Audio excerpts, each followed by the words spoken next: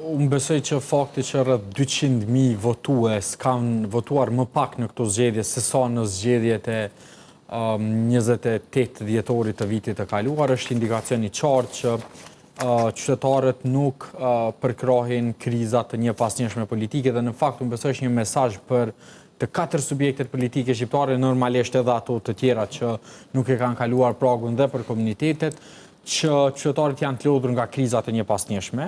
dhe për te efektit nominal që ka pasur mungesa e diasporës, besoj që gjitha subjektet kanë shënuar humbje në vota, nëse llogaritet pra dallimi neto në mes të tyre. Ajo çfarë bie në sy është që rënien absolutisht më të madhe si në vota ashtu edhe në përqindje delta ketë Lëvizja Vendosje, e cila ka humbur gati 150.000 vota, që në kuadër të dallimit në mes të votave vetëm brenda vendit, i bie që e ka humbur çerekun e elektoratit të saj brenda Kosovës, edhe pse përqindja pra është vetëm rreth 7%. Në anën tjetër, parti tjera, ndonse edhe ato kanë humbur në rastin e PDK-s, pra gati 1/3 e 1/4 e elektoratit të vet. Në rastin e LDK-s kemi një shtim prej rreth 3.000 vota, ndërsa AAK është partia e vetme që ka arritur ta mbajë dhe të shtojë disa qindra vota sa i përket elektoratit aktual.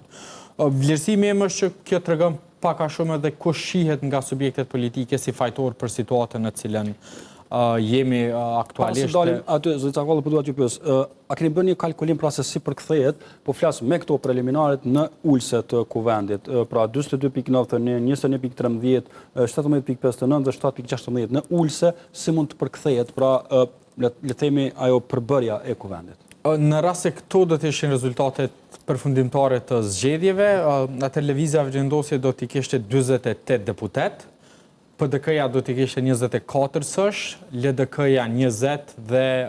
AK-ja në këtë rast 8. Megjithatë, me shumë gjask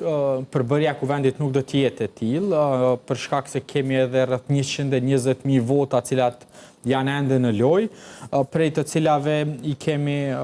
afërsisht 90.000 vota me postë që do të vinë dhe do të numërohen në Kosovë.